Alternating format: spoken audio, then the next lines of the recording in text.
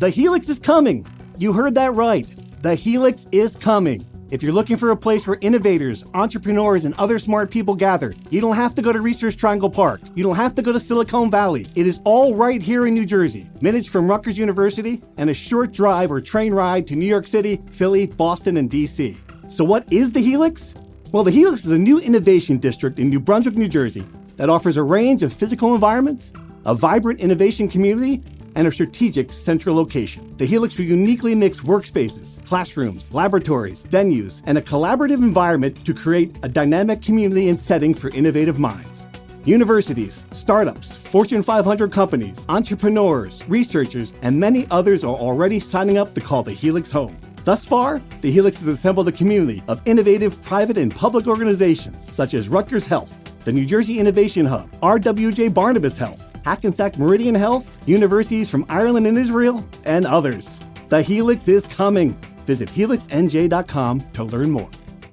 The NFL is here, and it's all about the sweet offers from DraftKings Sportsbook, an official sports betting partner of the NFL. New customers can pocket $200 in bonus bets instantly when you bet just $5 on any NFL game. Download the DraftKings Sportsbook app now and use code FieldGoal to sign up. Gambling problem? Call 1-800-GAMBLER. 21 plus age varies by jurisdiction. Void in Ontario. See dkng.co/football for eligibility, terms, and responsible gaming resources. Bonus bets expire 7 days after issuance. Eligibility and deposit restrictions apply.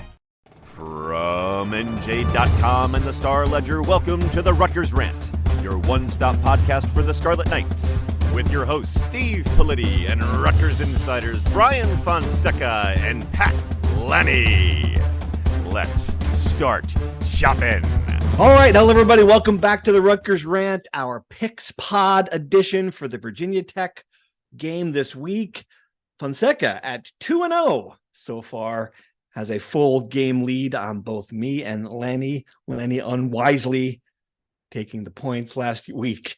What do you have to say for yourself on that one, Pat? Huh?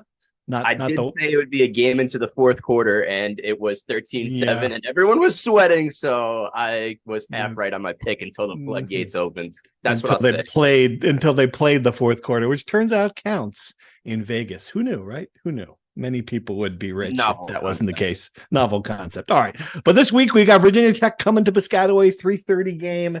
The Hokies, of course, are not a good team now. But my favorite part of this week, Brian, was when you asked, you were at the press conference and asked Greg Schiano about his memories of playing Virginia Tech. And the look on his face was sort of like, you want my memories? Yeah, my memories were that my first season there, we got smoked 50-0, and it wasn't that close.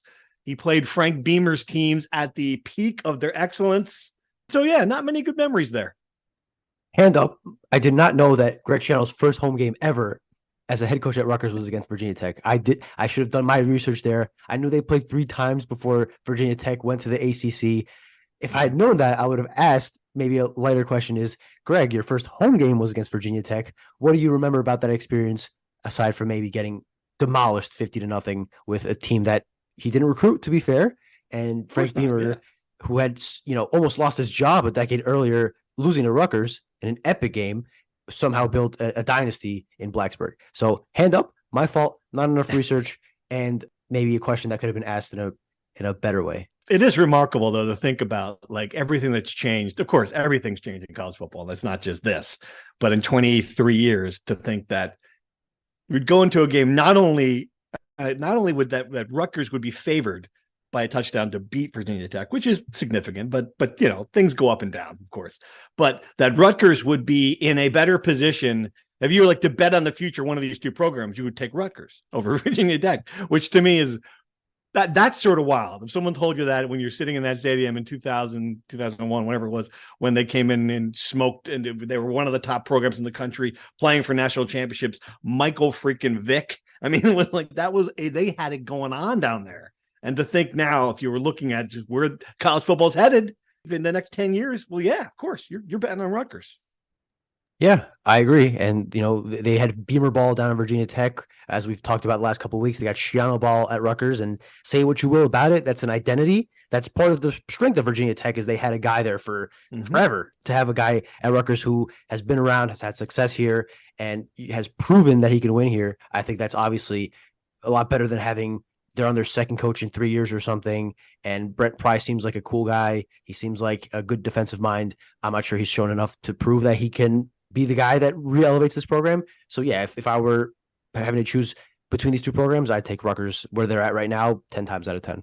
Yeah, it's funny, Pat, and I know there's such a history there too between these two programs. You wouldn't guess it. You wouldn't think Blacksburg, Virginia, which if you've ever been there, you really have to go. You really have to go out of your way to get there. And Piscataway, New Jersey would have a rivalry. But I mean, there are a lot of games over the history of these two teams that come to mind. Absolutely.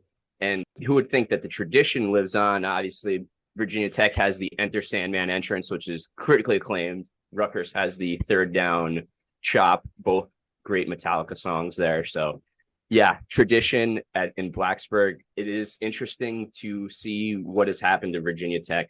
One arrow's pointing up, one arrow's pointing down, and who would think that it would be Rutgers that's pointing up and Virginia Tech coming down? It's definitely shocking. I do want to say the numbers are pretty nuts. A heads up, I will have a story on the 1992 Halloween Homecoming Classic at Rutgers. That last time, amazingly, Rutgers beat Virginia Tech. It was a crazy 50-49 game. Every Rutgers fan who was of age at that time will talk to you about it. I know Aaron Brightman did a podcast yesterday about it, and I've talked to a couple fans from that time that rave about, you remember where you were. I've talked to a number of players from that team who gave me some awesome stories that I can't wait for you guys to read tomorrow. So that, it'll be out by the time this podcast is out.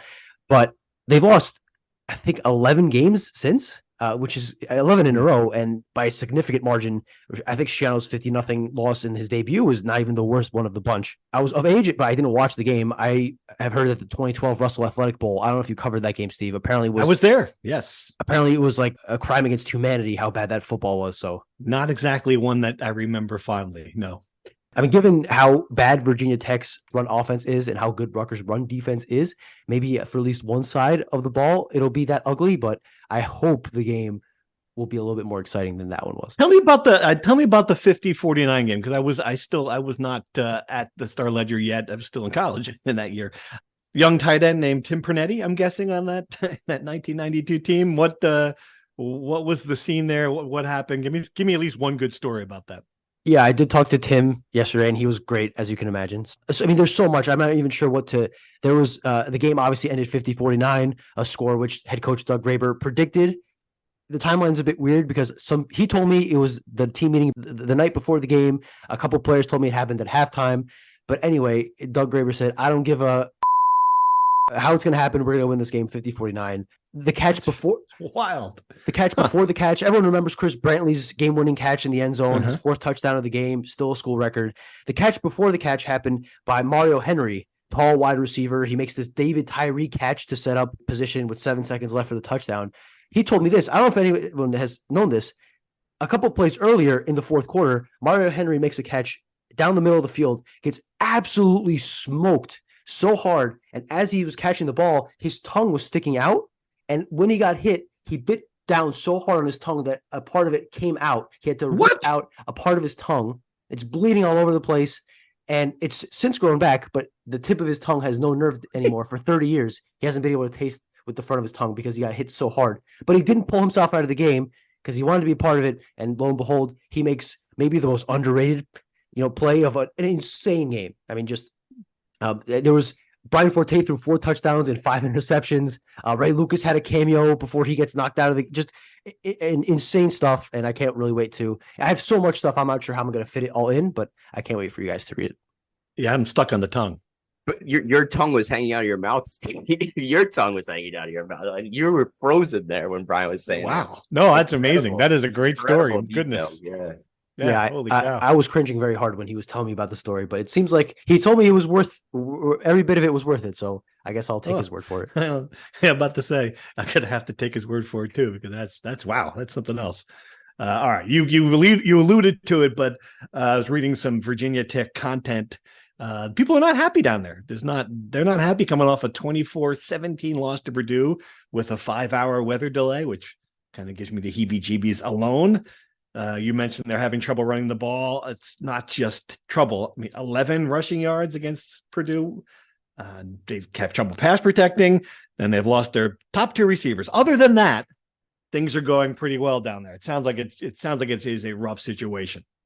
Yeah, it really is. And you forgot to mention the quarterback is questionable as well. I know they have two that they could play, but Grant Wells is questionable with an ankle as well. So they could be without their main quarterback as well. It is a tough time for Virginia Tech. Everyone's screaming about the running game first and foremost because they're so used to all the success on the ground and pounding the ball. So yeah, the lack of run game has really, that was the first question that Pry got in his press conference. How do we get the running game going? And, he just said, we just got to stick to it and things like that. But yeah, it's tough times for sure. And they are beat up, but I'm sure we'll talk about the Virginia Tech defense at some point too, because that is a bit of a concern if you're a Rutgers fan. Yeah. All right. Let's go right there now. What do we know about that? Is it typical big dudes? What do we got for the Virginia Tech defense? Their edge rushers have been getting a lot of praise from Greg Schiano. The best edge rushers they'll face yet this season, which, isn't much a very high bar to clear given Northwestern and Temple weren't exactly ferocious. But it's going to be a big challenge for Rutgers' offensive line, which probably won't have Tyler Needham, which isn't ideal, obviously. And their pass defense has been solid. I would say this is the best defense Rutgers has faced all season. I think it's going to be a big test for Gavin Wimsatt, who has been pretty good so far. He's 10 percentage points better in his completion percentage, so his accuracy is up. He's completing all the short passes he's been asked to make. He hasn't thrown an interception yet, which it's his third game in a row without an interception, a career high. But will he be able to do that for another game? I think they're going to have to, because I think Rutgers is significantly better than Virginia Tech, but I'm not sure they're going to be able to pull away. And if it's a close game, what you don't need isn't, a back-breaking interception. So yeah, I think the defense will be a big challenge for Rutgers offense, and it's going to be interesting, how much they use Sam Brown. It's going to be interesting how much they put on Gavin Wimsatt's plate. I think it's going to be a pretty interesting game in that respect. And it sounds like, to hate to simplify this, but it sounds like this is one of those games where if Rutgers doesn't turn over the ball, they're going to win. So the fact that Wimsatt has not done it yet is a very positive sign. He's got to do that again this week. I loved your story about what he's done better. It was really interesting to me because there are a lot of good nuggets in there. The short passing to me is, other than turnovers, obviously the most significant development, because he was even inaccurate on those last year. Like there were times when, he had like a 5-yard pass and he threw it 10 yards. I think we're seeing that he's maturing in that way. We talked about it in the podcast earlier this week. I still want to see him run the ball more. I wonder if this is going to be the opportunity to do that.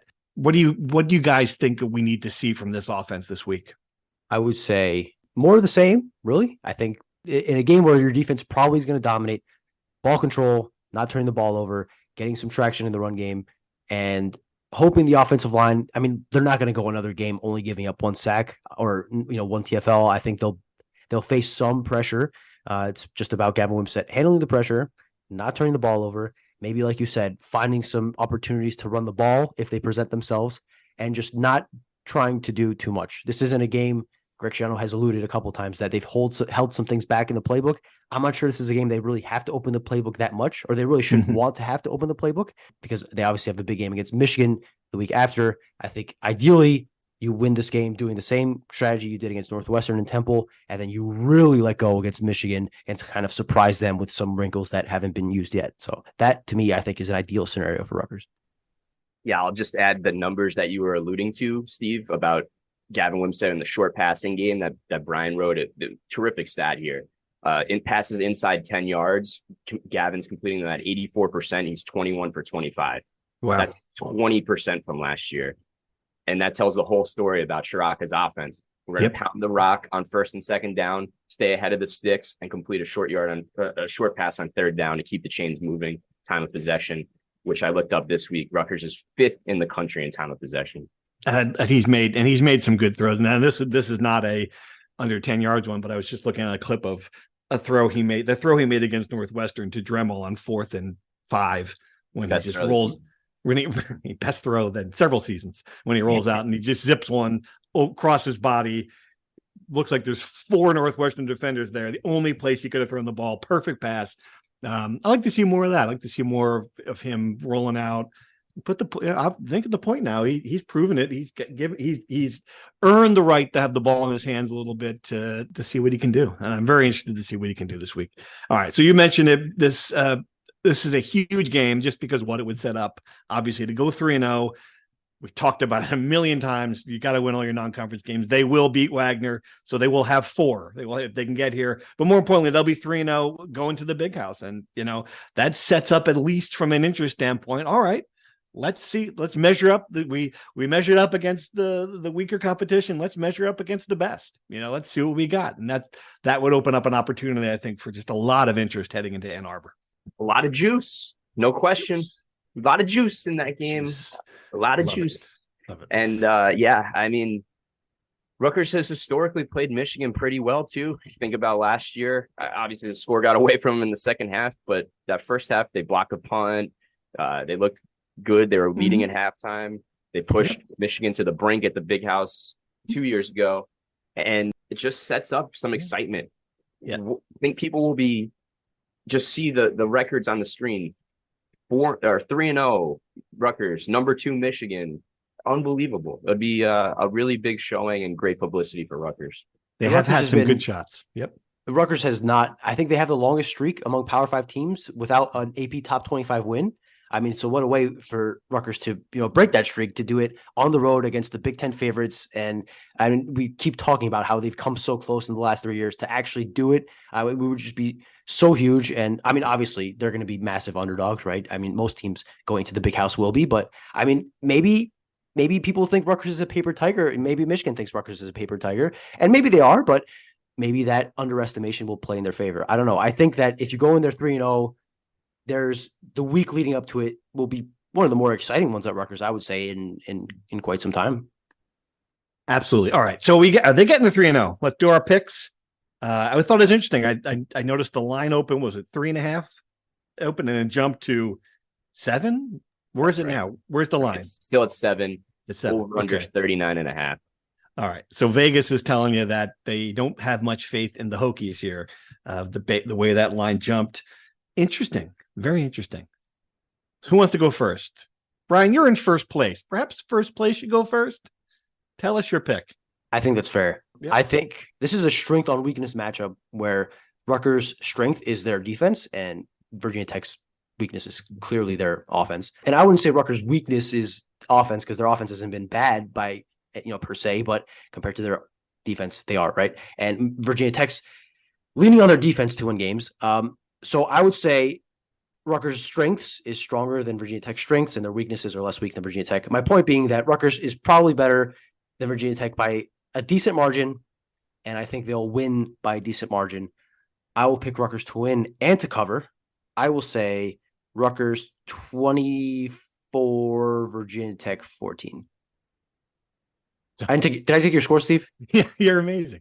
This is great. We just had a thing where I chastised Lanny for taking my exact score. Okay, I will go. And you took not only did you take my exact score, you took. That's fine. That is what no. I'm gonna go 27. 27. I think Rutgers is winning by 10. I'll go 27-17. Okay. Did I take yours, Pat? Nope, you're good. But 27-17. There we go. Sorry. That's too many points. That's I'm too not many gonna, points in this game. I don't think I'm going to. For now on, I'm not going to. I'm going to wait to the very end to send in this pick, because clearly this is like we're reading. You're cheating. It's osmosis here. It's rubbing off on you. Clearly, it just slips into your brain. Man. Slips into your brain. You see it one time, and then it's there. If you saw the balance on my FanDuel account, you would not do this. Just to be clear. All right, Pat, what was your pick?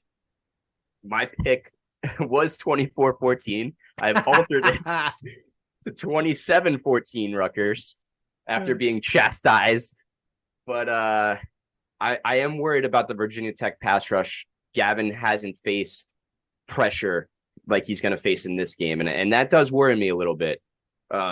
He's been great getting rid of the ball, eating dead plays.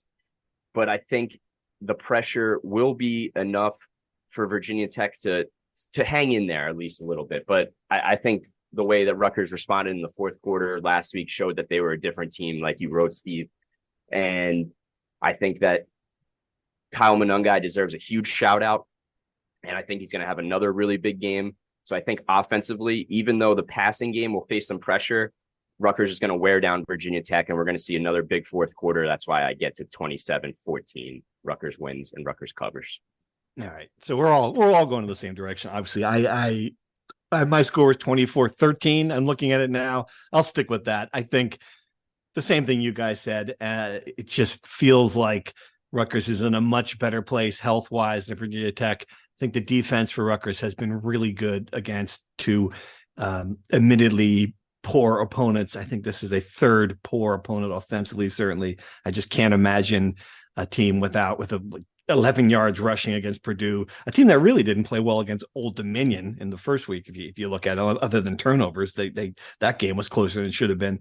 I think Rutgers is going to be able to run the ball a little bit. I think Gavin Wimsatt's going to have a good day, controlled day. I think defense is going to dominate. So those three things combined give me 24-13 Rutgers. We are all laying the points. No one will advance in the standings this week. I think we're all going to be 1-0 though. So that's I feel pretty good about that pick. Experience the Heldridge Hotel, a luxury hotel that's perfect for both the business and leisure traveler. Ideally located within minutes of Rutgers University, the Heldridge is convenient to all the action and activities at SHI Stadium, Jersey Mike's Arena, and the Rutgers University campus. The moment you walk through the doors of the Heldridge Hotel and Conference Center, you know you're someplace different. A place with an independent spirit and a boutique vibe. A place where you can immerse yourself in your meeting or event as easily as you can the local culture. Located in the heart of the city, the Heldridge lets you experience all that New Brunswick has to offer. Whether you're coming to New Brunswick for a fun weekend with friends, in town for a Scarlet Knights game, or attending a business meeting, book your accommodations today at theheldridge.com. All right. Good job, gentlemen.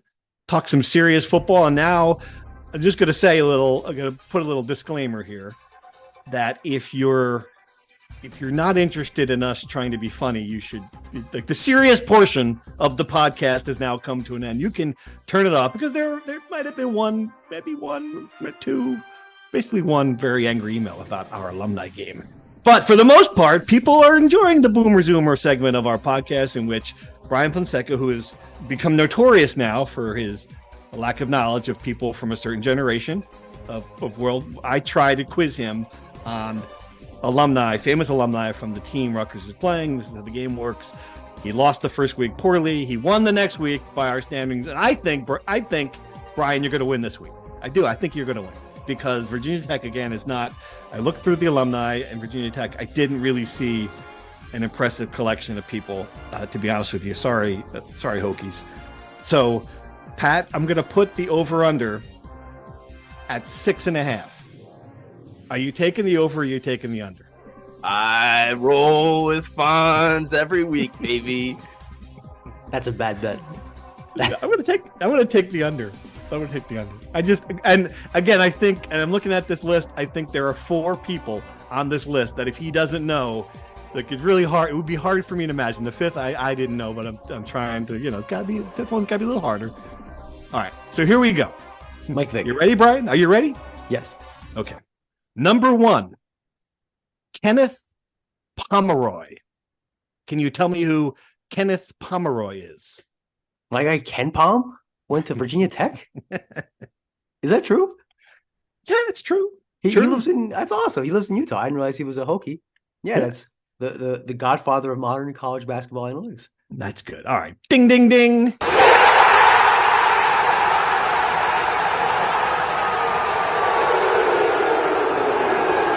Easy one for you. I knew you were a subscriber to Ken Palm's site, but I thought if I slipped in Kenneth, maybe that would floor you. Did not. Number 2, Del Curry. Do you know who Del Curry is? Is that the father of Stephen Curry? It is the father of Stephen Curry. Very good. Nice. Yeah, he met his wife at Virginia Tech, apparently. So good job.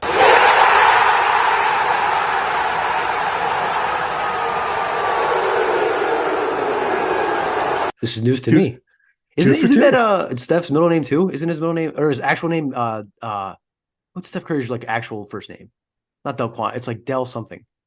Don't know. You're stumping. You gave the Rutgers basketball guy 2 basketball questions to start this off. Steve, you're getting lack of a better pun, giving him layups. Are you saying I'm getting soft? That's what you're trying to say? Could be. All right. This one a little harder, but again, I don't know. I think number 3, Hoda Kotb. Can you tell me who Hoda copy is? No, I don't even have fashion to get. Is it a judge? No. Actor? No, Singer? no, not really.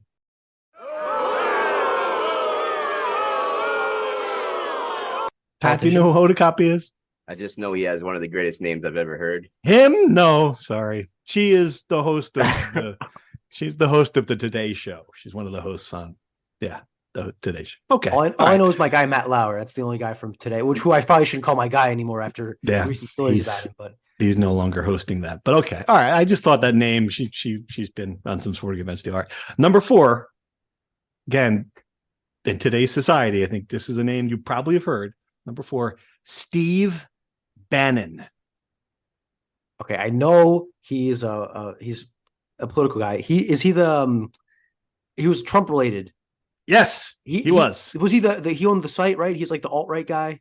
Yes, he is. Absolutely. I'm going to give it to you. Absolutely. Was he the owner of Breitbart? Was he the owner of Breitbart? Yes. Okay. Yes. Breitbart News. He's not that I'm a subscriber or anything. But. Yes, you were a little enthusiastic about that, Pat. I will say, we got subscriber. He is one of the. He was in. Pat, where were you on January 6th, 2021? I was watching the riot unfold on TV from the steps of the Capitol. Yes. Good job, Steve Bannon. Yes, he was in Trump's White House, an advisor, crazy person, all that good stuff. All right, we're gonna give it to you. So you win, but this is for extra credit, a hard one. Can you tell me who Jayma Mays is? Is she the heir to the corn industry of Iowa? I don't know. Maize corn, that's my best guess.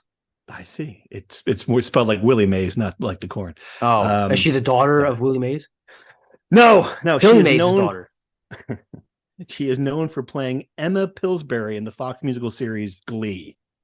Oh, there you go. Oh, so I thought maybe she was younger. That maybe that would connect with you. She was in the Smurfs. Mall Cop, Paul Blart, Mall Cop had an important role, and I didn't know she was either. Again, Virginia Tech's alumni was not very good. So there you go. Good job. You win. But Steve Bannon, who would have guessed? I thought you were going to say, wait, Steve Bannon, did he play for the 1993 Virginia Tech team? Anyway, good job. Who was the guy?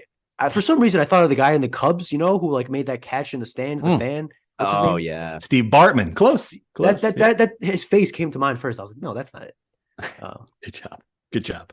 That was good. Best round yet. I think so. Absolutely. I'm sharpening it up. Getting better. We'll do a quick Zoomer part of the Boomer Zoomer segment for a couple of things. All right. What do you got for me? I'm ready. So I was watching the game back, the Temple game, and there's this funny clip of Gavin Wimsatt and Evan Simons sitting on the bench, and a coach bangs on their shoulder pads and gives them landline telephones to talk with Kurt Shiraka. And I thought it was funny, and I started thinking, Gavin's turning 20 next month. There's no way he's actually used a landline. I asked him after practice on Tuesday, but before I tell you what he said, I'm asking you, what do you think? Do you think Gavin Wimsatt has ever used a landline other than on a bench of a football game? I gotta feel like someplace in Owensboro, Kentucky, there is still like a payphone outside of a Sheetz convenience store where he would have been able to make a call. I'm going to say yes, he's used a landline. He has not. No, damn it. Come on. That was his first landline. Was it actually a landline? Was it connect? How do they have a landline on the sideline? Was it connected to something? I'm sure it's like connect. Yeah, I'm sure they have a phone up in the booth, and there's a phone down there, and they kind of just like there's a landlines in the press box too. I think you just got it set up with AT&T or whoever, and let it roll. I'm not sure there still is a landline. Is there a landline? Maybe there must be. Yes, there is a landline. Bro, the AT&T bill. Right. I'm just saying it didn't look like an iPhone is all I'm saying. It looked like a landline. I was going to play you the audio of what Gavin said. I can't figure out the technology over Zoom, but I will edit it in post edit for the fans to listen to what Gavin said. It was a pretty funny response. He laughed a bit. I'd like to hear it. Yes. All right. We'll leave a spot right here. I'm curious. Well, here is Gavin's answer to the question whether or not he's ever used a landline. there's a clip on the Big Ten Network during the broadcast of you grabbing the landline and talking to Kurt Schrocker in the booth. Yeah. It got me thinking, I mean, you're turning 20 in a month. Have you ever used a landline in any other situation aside from... Honestly, I don't think I have. But I've heard a lot about them, but no, honestly, no, I have not. It's kind of funny you mentioned that. Well, now you're going to have to listen back to the podcast for the first time, maybe ever. So listen to it to find the answer. Give me a reason to listen. Good question. And we got a couple of suggestions from Jack Baseja, the former sports editor of the Daily Targum. He sent me and a very avid listener of the Rutgers Rant. Always appreciate him letting us know that he listens. He sent me a couple of words that he wanted me to run by you and see what they say. I think they're a little easier than last week's, to be honest with you. So we'll start with, I don't even know if we could say this, if this violates FCC guidelines, but dead ass. Do you know what something being dead ass is? No, I don't know. No cap. I don't know dead ass. Sorry. What does dead ass mean? When you're dead ass about something, you're serious. You're dead serious. Oh, dead ass serious. Okay. I like that. All right. He's dead ass about that. I think you can get away with that. Yeah. All right. Someone asks you, are you serious? Like dead ass. I'm dead ass. No cap. I'm dead ass. No cap. I'm dead ass about that. Got it. And the second one, spilling the tea. Do you know what it means? Oh, yes. You know, an old friend of this desk. I was taught this by Sophie from the NJ.com fame. She's one of the great political writers in Trenton. I doubt she listens to the Rutgers Rant. Not a big sports fan. Yeah, but Sophie told me spilling the tea. It's telling some gossip. I do know spilling. I would see her and I would go in there. Is there any tea for you to spill? So I got that one. There we go. Ding, ding, ding. There we go. All right. Everyone's a winner today. That's right. Nice job. Thanks. Who was it again? Jack Baseja. He was the former sports editor and a very good basketball player. I watched him play in the Targum WRSU game and just absolutely light up the poor RSU kids and nail a half-court shot reminiscent of Ron Harper Jr. So along with being a very in-tune Zoomer, he's a good basketball player. I love the Zoomers. They've got the funny stuff. All right. Thank you for playing. Appreciate it. What else we got this? Hey, what else is going on this weekend? Anything fun down in Piscataway? Any other teams playing? We should spill the tea about the food truck festival. Over 40 different food trucks will be on the Rutgers Boardwalk. Really? Wow. Nice. That's great. They had the Scream, the ice cream, the Scream truck. I was walking on the boardwalk, and this is like a cool thing. I'm sure there's more than one of them, but like you can order ice cream on an app, and this truck will come directly to your house and deliver it. And of course, you know, my kids go crazy because it's called the Scream truck. It comes right to your front door. We only live 3 blocks from an actual ice cream place, but sometimes that's too far. There's the Scream trucks out there. Sure, we get some taco trucks. What other trucks we got? Anything good? Did you say tacos? They got the boneless buffalo wings. I think I saw one of those potato spiral towers. You know what I'm talking about? It's like a potato tornado, which is just very crafty. Great idea. Whoever invented that. Delicious. And then I would assume you get your classic burgers and hot dogs, lemonade. But maybe we'll sample.